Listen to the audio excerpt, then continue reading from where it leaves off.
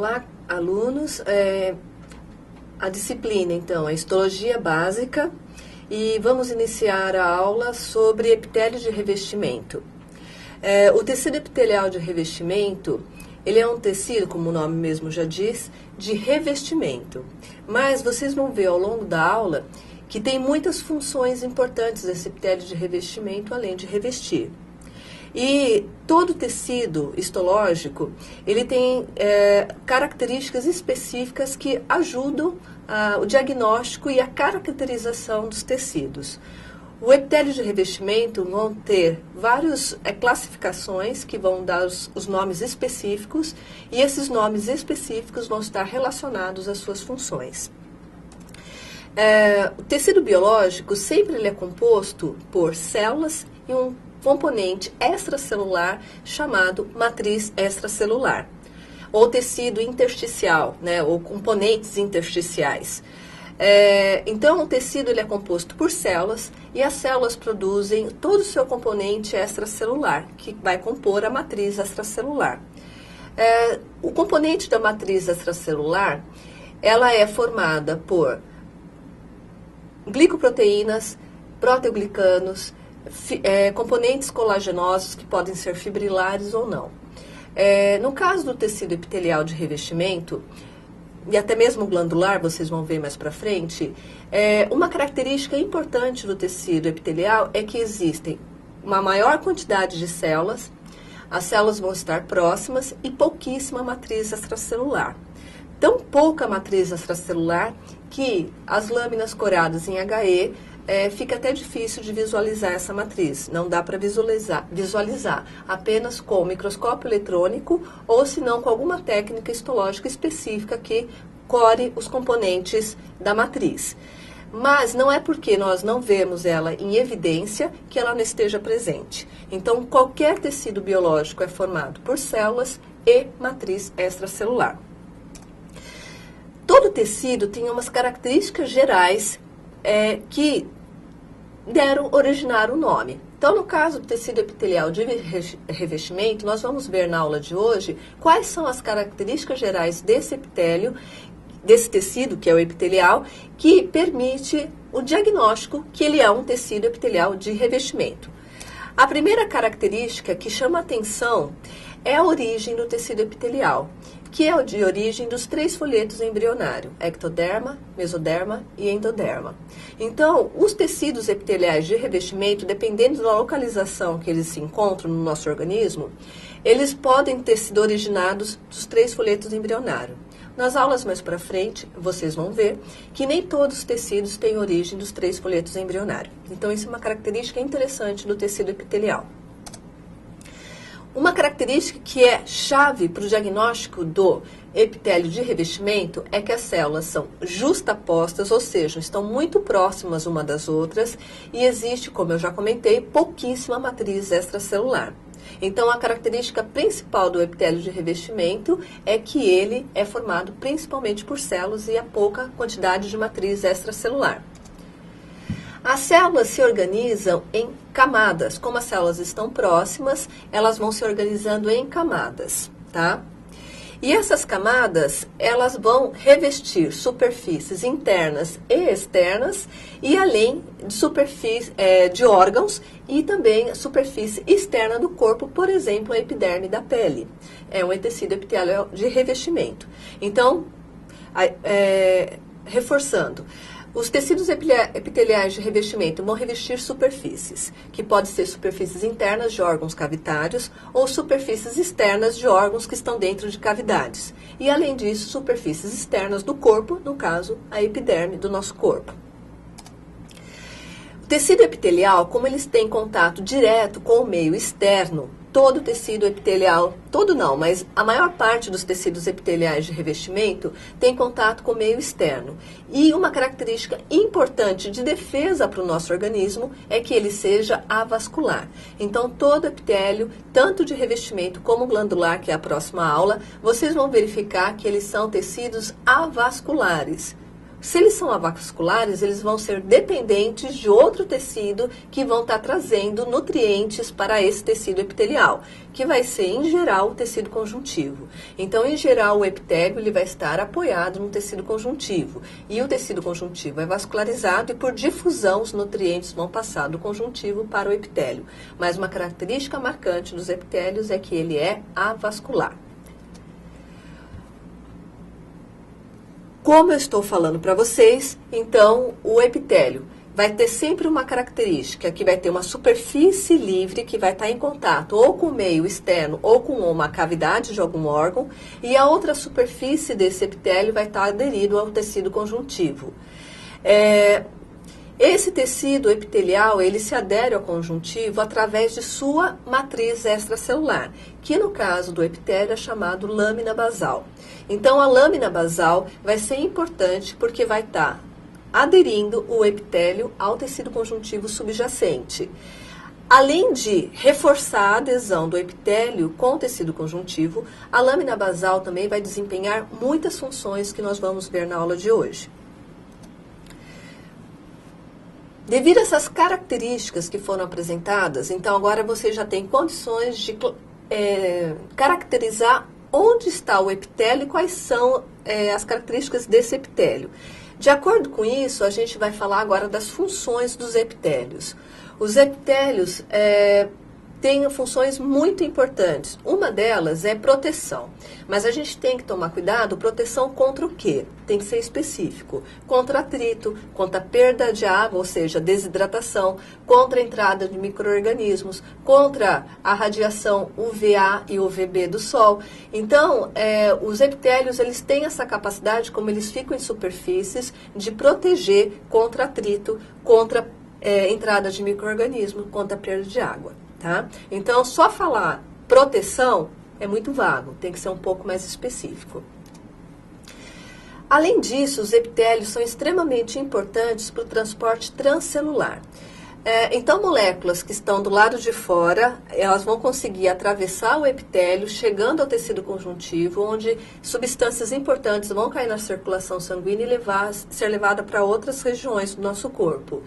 E o inverso também é verdadeiro. Substâncias que estão no tecido conjuntivo podem também ser transportadas através desse transporte transcelular para fora do nosso organismo. Os epitélios, eles também podem ser secretores. Podem secretar muco, hormônios, enzimas. Mesmo o epitélio de revestimento tem células que têm essa característica de secretar. Não são só os epitélios glandulares. Os epitélios de revestimento também existem células que secretam, principalmente muco e enzimas, mas também alguns tipos de hormônios. Durante todo o nosso curso, tanto no primeiro quanto no segundo semestre, a gente vai poder observar isso. Uma função importante de alguns epitélios é a absorção. O caso mais claro para vocês fica no caso do intestinos, principalmente o intestino delgado, que é responsável em absorver os nutrientes que foram digeridos no estômago pela mastigação. Então, esses nutrientes, como que eles conseguem chegar até o nosso sangue, até as nossas células-alvo, todas as células do nosso organismo? Porque o epitélio intestinal, existe uma grande capacidade absortiva. E, para isso, existem modificações que aumentam a superfície de absorção, que nós também vamos ver ao longo do semestre. Os epitélios, eles são necessários, dependendo da região que ele se localiza, de ter uma permeabilidade seletiva. E existem epitélios que são extremamente impermeáveis, no caso o epitélio da bexiga, que tem contato com a urina, mas tem epitélios que tem que ser muito permeável. Por exemplo, o epitélio sinusoides que estão no intestino, no fígado, e também no baço, eles são extremamente permeáveis. Então, existem modificações entre os tipos de epitélio que vão permitir que ele seja mais permeável e impermeável. E essa permeabilidade seletiva, ela também é contribuída pela presença de junções celulares. Existem, então, junções que vão fazer com que esse epitélio se torne mais ou menos permeável. E além de outras características também. Outra função importante também dos epitélios é que eles servem para percepção sensorial. Existem células epiteliais que têm características modificadas de células sensoriais que dá a sensação de tato, permitem pressão. Então, existem algumas células epiteliais que funcionam como células mecanorreceptoras, permitindo que tenham percepções sensoriais, que, claro, quem vai perceber é o sistema nervoso central, mas elas produzem substâncias que vão estimular fibras nervosas que vão levar essa informação para o sistema nervoso central. Então, elas também são células sensoriais. Existem células epiteliais com funções sensoriais. O epitélio, como eu falei para vocês, ele vai ser organizado em camadas, uma ou mais de uma camadas, e essa camada vai estar aderida ao tecido conjuntivo pela lâmina basal e vai ter uma região do epitélio que vai ter uma camada uma região chamada de superfície livre. Então, os epitélios, eles vão ter um epitélio, uma região do epitélio que vai estar aderido ao tecido conjuntivo e do outro lado desse epitélio vai ter uma superfície livre. A imagem mostra exatamente isso, aonde a gente pode observar que aderido ao tecido conjuntivo é onde vai estar localizado a lâmina basal e do outro lado é onde está a superfície livre, que a gente vê que não tem nenhum tecido em contato com essa superfície livre. A lâmina basal, ela é extremamente importante nos epitélios. E vocês vão ver que a lâmina basal ela não é apenas exclusiva dos epitélios. Existem outros tecidos que também têm lâmina basal, assim como tecido muscular e tecido nervoso central. O sistema nervoso central, também as suas células estão aderidas por lâmina basal. Mas a lâmina basal do epitélio é extremamente importante e nós vamos falar bastante sobre lâmina basal na aula de hoje. A lâmina basal ela é composta por uma lâmina lúcida e uma lâmina densa. O que significa isso? Existem componentes estruturais diferentes em cada região da lâmina basal. A gente consegue observar isso no microscópio de luz? Não. Isso foi verificado através do microscópio eletrônico de transmissão, onde foram feitas técnicas que conseguiram diagnosticar quais são as moléculas presentes na lâmina basal. A lâmina basal, ela apresenta muitas funções importantes. Nós vamos citar algumas funções aqui da lâmina basal. Primeiro, ela é uma barreira que limita o trânsito de macromoléculas entre o tecido epitelial e o tecido conjuntivo. Isso é importante porque, principalmente, para evitar a contaminação de micro-organismos que poderiam estar passando a barreira do epitélio e encontrar daí a lâmina basal, evitando que contamine o tecido conjuntivo. Lembrando, o epitélio é vascular, ele já por si só é uma primeira barreira mecânica, mas além disso, existe a lâmina basal do epitélio, que também ajuda evitando que micro-organismos, por acaso, atravessem a lâmina basal para o tecido conjuntivo. Uma coisa importante, como é que funciona essa lâmina basal? Ela é uma rede, como se fosse uma rede de pescador. Então, macromoléculas que sejam maior que os espaços entre as moléculas dessa lâmina basal não conseguem atravessar, tá? Então, isso ajuda muito. Além disso, como vocês podem imaginar, a lâmina basal também funciona como um filtro para macromoléculas. Não são qualquer macromoléculas que vão atravessar essa lâmina basal. Por quê? A lâmina basal ela tem uma carga negativa, porque ela é rica em proteoglicanos, e geralmente os proteoglicanos são sulfatados. Então, o proteoglicano mais comum da lâmina basal é o perlecan. E esse proteoglicano, então, faz com que a lâmina basal tenha uma característica negativa, aniônica. Então, que substâncias conseguem atravessar? Como eu já expliquei, ela é uma rede, essa lâmina basal. Substâncias que conseguem atravessar esses pequenos espaços que estão formados entre as estruturas da lâmina basal, conseguem atravessar, mas a outra seleção também vai ser por carga. Então, como a lâmina basal tem uma carga negativa, como é que vai ser feita a filtração? Por tamanho e carga. Substâncias negativas se repelem e substâncias positivas conseguem atravessar esses espaços da lâmina basal. Então isso ajuda muito a funcionar como filtro. Não é qualquer substância que consegue atravessar a lâmina basal. A lâmina basal é muito importante, porque as células epiteliais, elas têm polaridade celular. O que significa isso? Por que a célula epitelial tem polaridade celular? Porque ela acaba tendo lados. Então, nós temos o polo basolateral e temos o polo apical. O polo apical, ele é voltado para a superfície livre. E o polo basolateral, ele é, como o nome já fala, né? Baso, a base da célula, e lateral. Então, está do lado de uma célula. Esse polo basolateral, ele vai estar voltado para a lateralidade da célula epitelial e na região da lâmina basal. Isso é importante porque as células epiteliais podem ser secretoras. E essas células, elas não vão secretar para qualquer lado. Elas secretam num sentido unidirecional.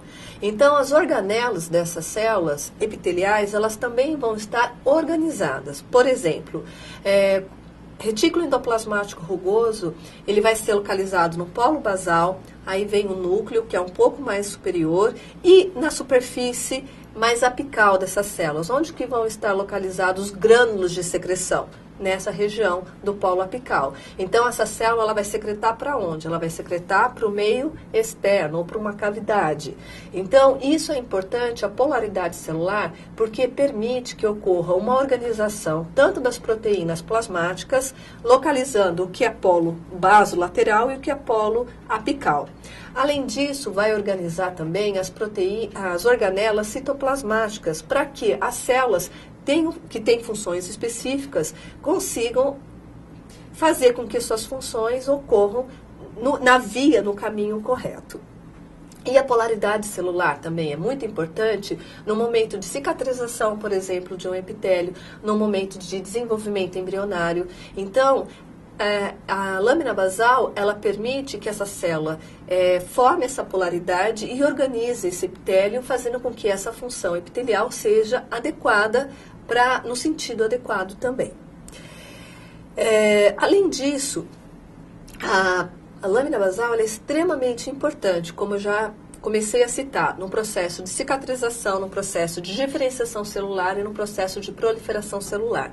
Então, é através da lâmina basal que vai crescendo entre o epitélio conjuntivo e as células que estão sendo proliferadas, ocorrendo mitose do epitélio, elas vão encostando na lâmina basal, vai organizando essas proteínas plasmáticas, de membrana plasmática e das organelas, e assim vai organizando a formação desse novo epitélio que está se regenerando, se formando. Então, a lâmina basal, junto com as células que estão se proliferando e se diferenciando, se organizam adequadamente através da lâmina basal. Então, a lâmina basal é que organiza toda essa diferenciação e essa formação, e também cicatrização ou neoformação, quando for necessário. A lâmina basal também é importante porque ficam aderidos a ela fatores de crescimento. Os fatores de crescimento, eles são importantes porque são moléculas que são usadas em casos de injúria, em caso de necessidade de mitose, em caso de ativar uma transcrição gênica ou até mesmo inibir uma transcrição gênica. Então, os fatores de crescimento podem ser produzidos ou pelas próprias células epiteliais ou por células do tecido conjuntivo que ficam armazenados, ficam estocados, presos à lâmina basal. Quando ocorre uma injúria, ou quando ocorre uma agressão, ou quando ocorre uma necessidade qualquer, esses fatores de crescimento eles são liberados da lâmina basal e vão ativar as células epiteliais ou as células do tecido conjuntivo a se diferenciarem, a transcreverem mais proteínas, enfim, a produzirem mais proteínas, enfim, o que for necessário para aquele caso. Mas o que é importante é que através da lâmina basal esses fatores de crescimento ficam armazenados e prontos no caso de uma necessidade. A lâmina basal também vai influenciar o metabolismo celular, deixando mais ativo ou menos ativo. Por quê? Se a lâmina basal estiver de uma maneira adequada, estiver bem formada, o metabolismo da célula vai estar mais tranquilo, mais desacelerado. Mas se por acaso ocorrer alguma agressão, ou por micro-organismos, ou por algum outro fator, essa desestruturação da lâmina basal interfere no metabolismo celular, que vai fazer com que ele fique mais ativo, até mesmo para restabelecer essa lâmina basal. Então, as condições da lâmina basal interferem no metabolismo celular. Além disso, as proteínas de membrana plasmáticas, elas vão estar localizadas de maneira adequada para que ocorram as transduções de sinais. Então, as proteínas da porção apical são específicas da porção apical, as proteínas da membrana plasmática do polo basolateral vão ser específicos. Isso ajuda o quê? A sinalização que deve ocorrer entre as células epiteliais e entre as células epiteliais do tecido conjuntivo. Essa transdução de sinais é importante para dar informação de como aquele meio se encontra. Se por acaso ocorreu uma lesão nesse ponto do epitélio, essa lesão vai desencadear uma cascata de transdução de sinais que todas as células epiteliais vizinhas vão receber, vai ativar a proliferação celular para que ocorra o reparo desse epitélio. Então, essa transdução de sinais também é influenciada pela lâmina basal, porque a lâmina basal é que propicia o diferenciamento das proteínas de membrana basal específica em cada região específica do epitélio, da membrana plasmática dessas células epiteliais. A lâmina basal também interfere na migração celular quando necessário e também interfere nas interações de célula a célula. Né? Então, isso é importante, as interações de célula a célula, porque as células podem sofrer metaplasia. O que significa metaplasia? É uma alteração daquela célula. Ela tinha uma característica, por algum motivo, por exemplo, nicotina ou álcool, por algum motivo, ou drogas, ou fármacos que a pessoa ingira, aquele epitélio sofre uma agressão e, através da interação, da comunicação entre as células, pode ocorrer uma metaplasia, uma alteração para proteger aquele epitélio contra uma agressão, por exemplo. Isso é muito importante, então também quem influencia essa alteração é a lâmina basal também. Então, como vocês podem ver, tá bem superficial, esse é um assunto, lâmina basal é um assunto mais da biologia celular, mas eu não poderia deixar de falar porque a lâmina basal vai influenciar praticamente quase todas as funções do epitélio que nós vimos anteriormente. Então, é muito importante a lâmina basal.